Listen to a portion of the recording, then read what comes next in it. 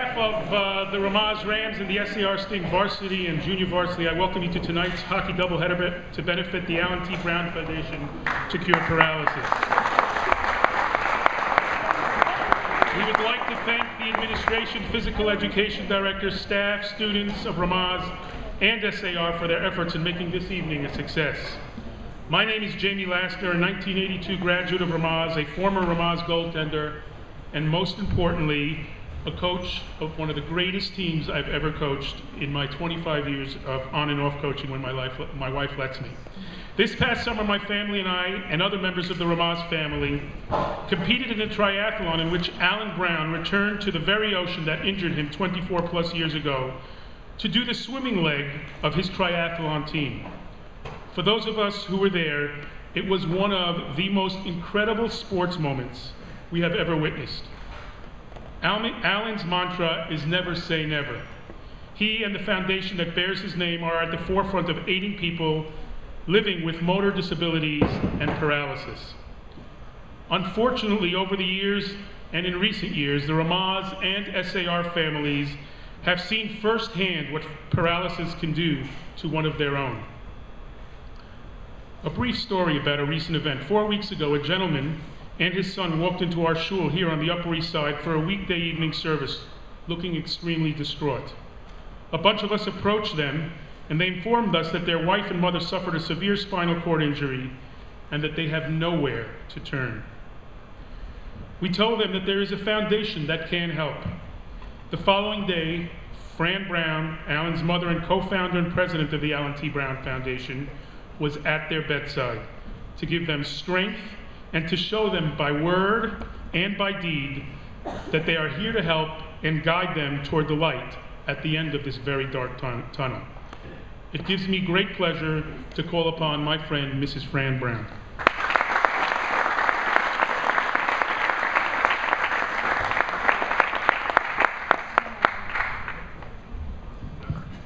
Thank you very much.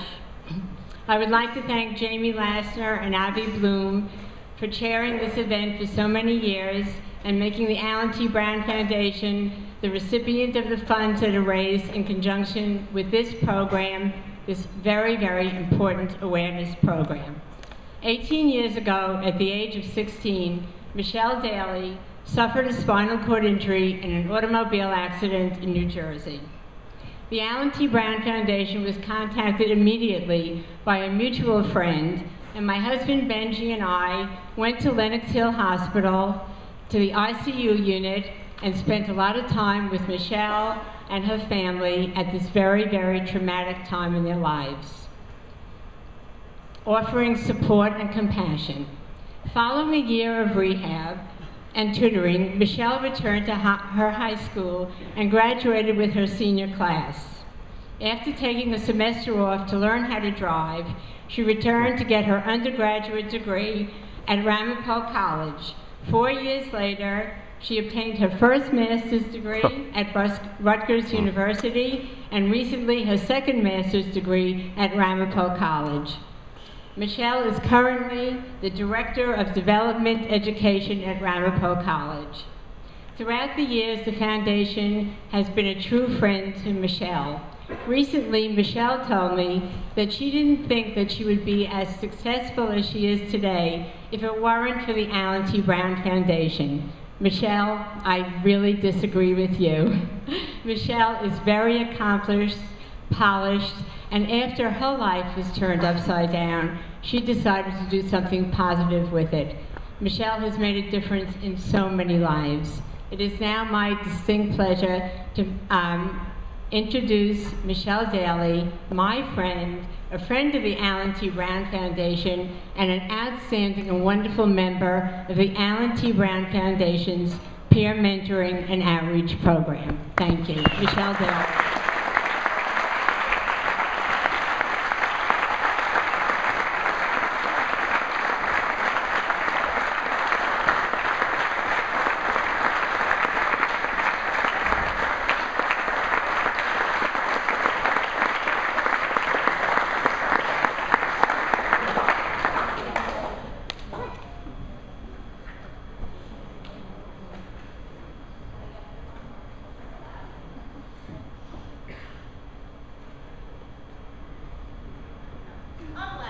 Okay,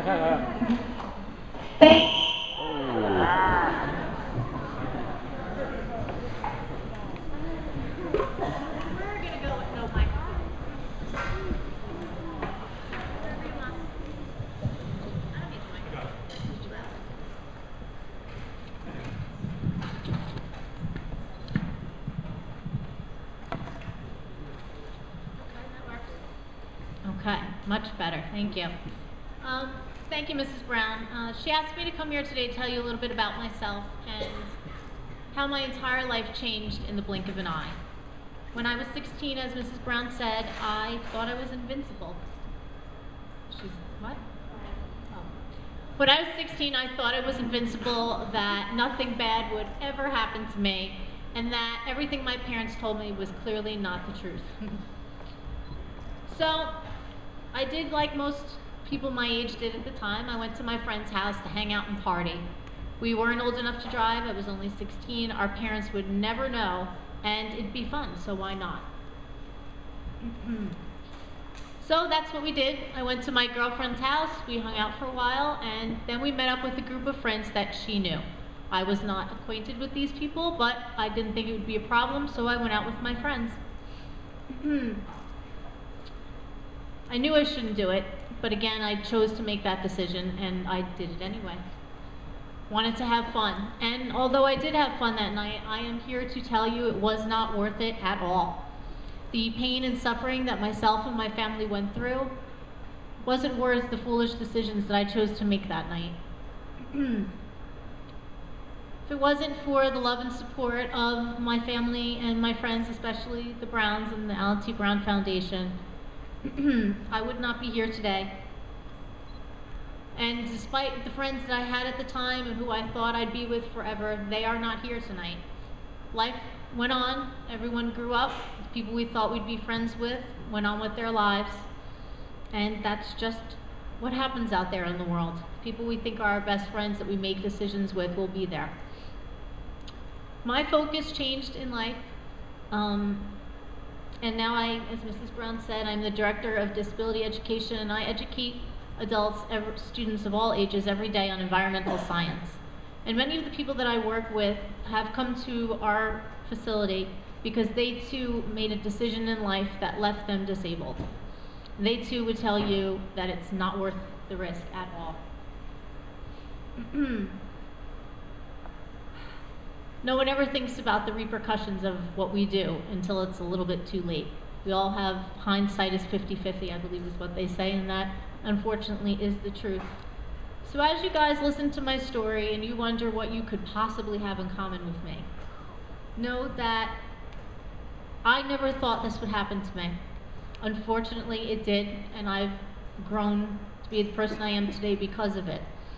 But I hope this never happens to you, and I hope as you guys go out there in college and you take your trips and you're out with your friends and you're in Israel, that you choose to make the wise decisions in life. My parents always encouraged me to be my own person and to make the decisions in life with the values and morals that they raised me with. If there's one message I'd like you guys to take back with you this evening, it's the hope that you'll understand that we're all responsible for the actions and the decisions that we make in our life. Whether it be binge drinking, partying with our friends, we all know we do it. No one will admit to it, but we all know we do it. Whether it's getting in the car with a stranger that is a stranger to us but not that of our friends, we may do it. May choose not to wear your seatbelt. But please understand that every single decision you make in life has the absolute potential to completely change your life before you know it. When you come across these decisions in life, the only advice I can give you guys would be to take a step back, think about how you were raised, take a breath, blink, and then decide if the decision you're evaluating whether or not to do is worth the quick blink of an eye to potentially change your life forever. So thank you everyone for coming tonight.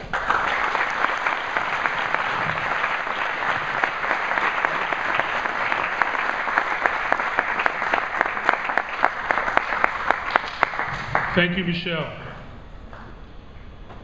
Coach Avi Erbst and I serve on Upper East Side Hatzalah, and there are many times that we are pained at the results of accidents.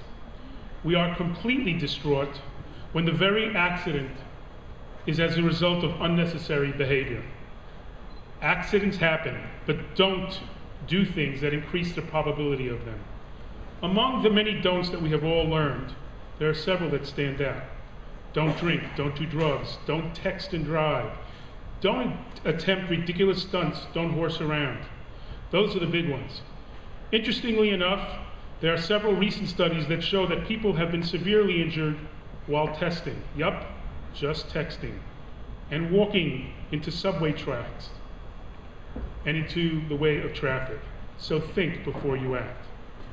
Our next speaker is also a former goaltender here at Ramaz and is currently a law partner at Shepard Mullen, an accomplished attorney. One of the cases he took on pro bono was Hall versus the New York Roadrunners Club, where he served as lead counsel for the plaintiffs. It was a lawsuit brought under the Americans with Disabilities Act in connection with the running of the New York City Marathon. The historic settlement of that lawsuit included equal treatment for wheelchair athletes in the largest spectator sport in the world. Ladies and gentlemen, Alan's brother and a good friend, Daniel Brown.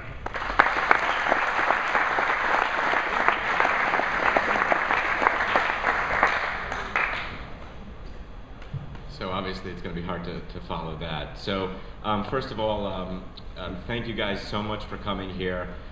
There's very few things I do in my life these days except for work, but this is one thing I always make time to come to because it's so important to share this message and to share the good deeds that you guys are doing here. I'm Alan's brother. I don't know if Jamie mentioned that. And when my brother first had his accident and he was in rehab in Florida, there was a poster over his board that I always remembered. It was a quote by Pierre de Coubertin, who is the founder of the Olympics. And the quote was, the most important thing in the Olympic Games is not to win, but to take part. Just as in life, the most important thing is not the triumph, but the struggle. Unfortunately, tonight, Jamie's team could probably take some solace in that quote. But for me, I always took issue with that quote, and I didn't understand it. I'm someone who always likes to win everything that I do. But that was really until I saw my brother outside of rehab and met people like Michelle, because these real people who have overcome adversity and have not only gone on to live their lives, but to be inspirations to other people are really, really the true heroes. And I have been so honored in my life to be part of this movement. As Jamie said, I've had a lot of cases and things like that, but without a doubt the most important thing I ever did in my career, and think probably that I'll ever do, was to represent 9 wheelchair athletes in something that was so important to them, and so that they could be part of life. And if there's a message I could relay to everyone from tonight, it's just, first of all, life goes on, and overcoming adversity is something we can all do. And I just encourage everyone, I know obviously the schools that you go to and you talk about mitzvot and doing good deeds, but trust me, find something that inspires you where you could help, and you will help yourself more than you ever can. Thank you again for coming and for donating and playing, and good luck to everyone, and thanks so much to Jamie for all his hard work and putting this together.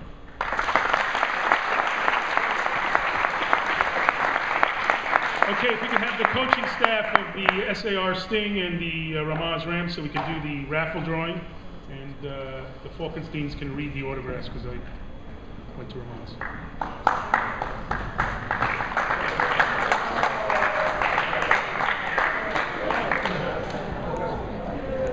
Okay, the first raffle prize, which is free registration to the SAR Floor Hockey League for students 2 to 8th grade. I hope I win that. Goes to Jeff Esses.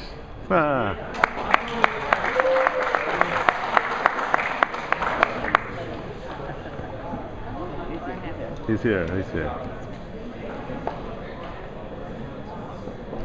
Lauren Sullivan.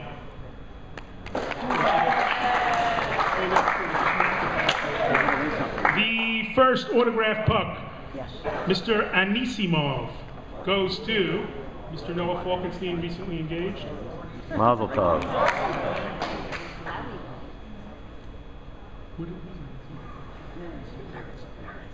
A true Ranger fan, Larry Adolph.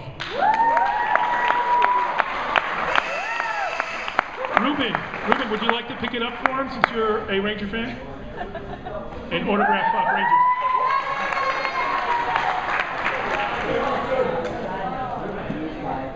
Next autograph puck, Brandon Dubinsky.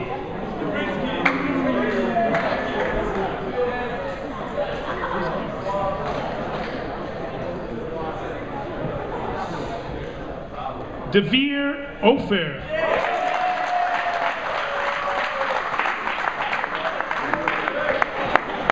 Autograph puck, Mark Stahl. A refuah shalema to him. Come on, man. It hurts.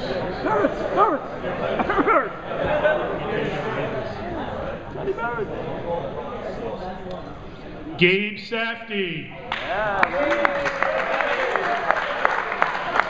Just for the record, Ramaz coach picked it for you. Ramaz coach.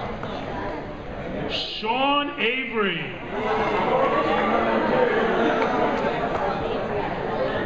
Not even on the team anymore. Oh, you want everything? Eitan Bar David.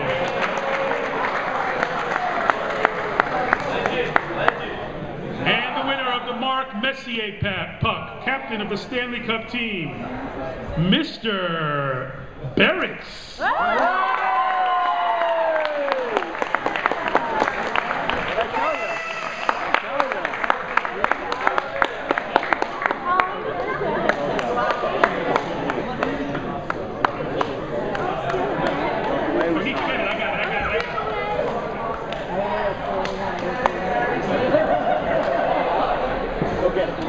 Two tickets to the New York Mets goes to A-Rod was traded this morning to the Mets.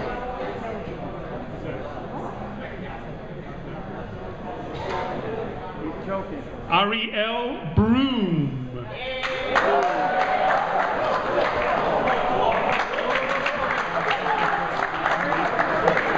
Another 2 tickets to the New York Mets.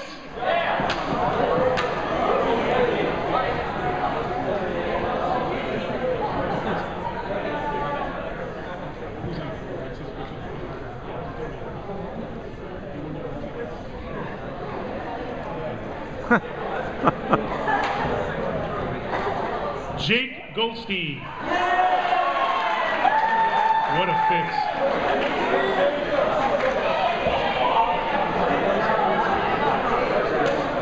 Two tickets to Rangers versus Devils.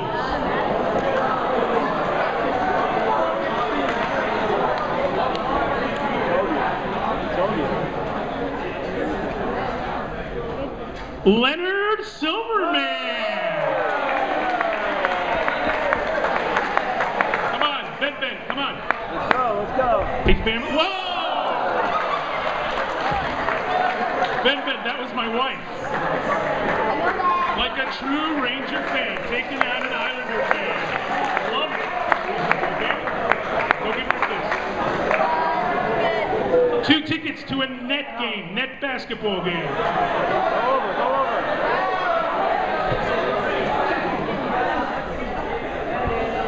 Marshall Messer.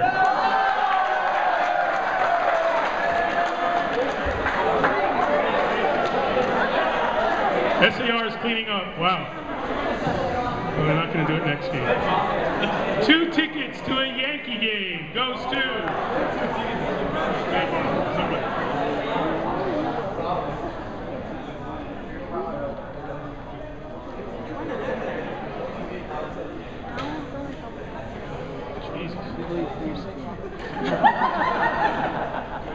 Moshe.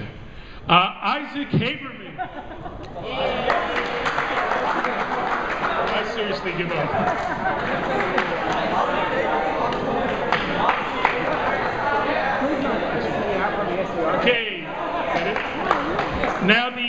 prizes. Gift certificate for $50 to Modell's.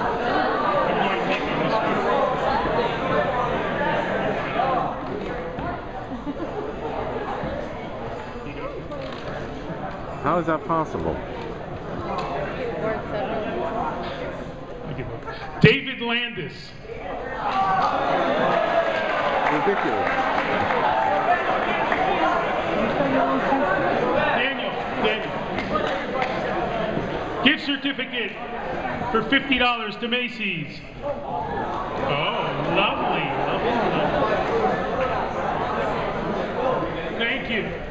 Barry Oppenheim.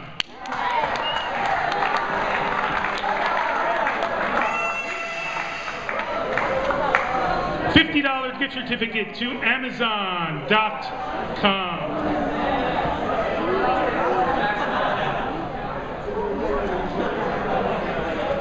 First time I've ever won anything. Ariel Mintz.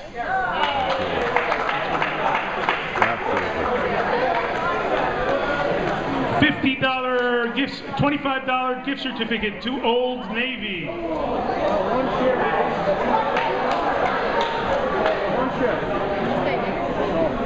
Made my night. Aaron Rubenstein. Almost paid for the toll and gas.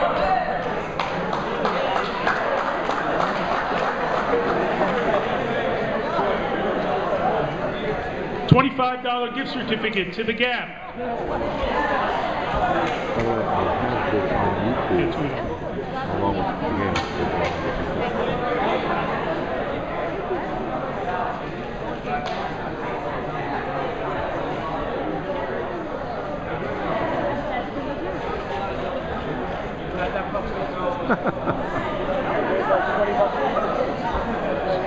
uh, 103 East End Avenue.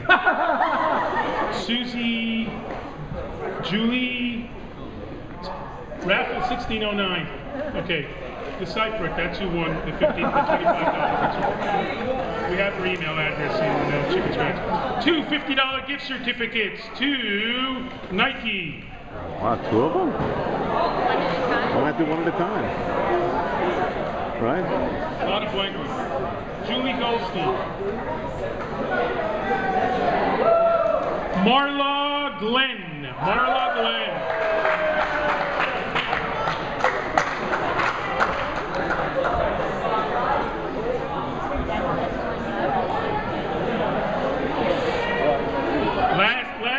Last three prizes. 4 prizes, right? We'll figure it out afterwards, Mark it. It's one of you guys.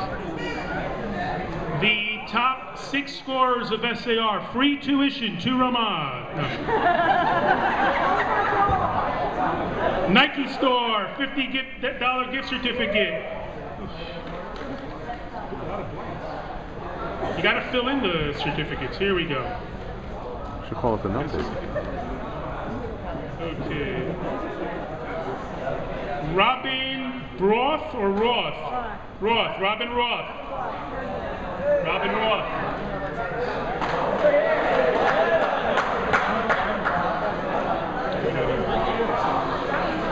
Okay, and Alan T. Brown, 2 packages from the Alan T. Brown Foundation. Jeff Esses again.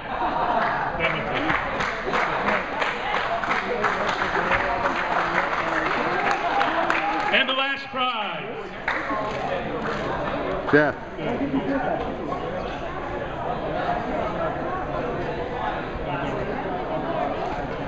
That's it. Adam Emsalan. Ladies and gentlemen, thank you very much. The Ramaz SAR varsity game will start in approximately 20 minutes. Go Rams.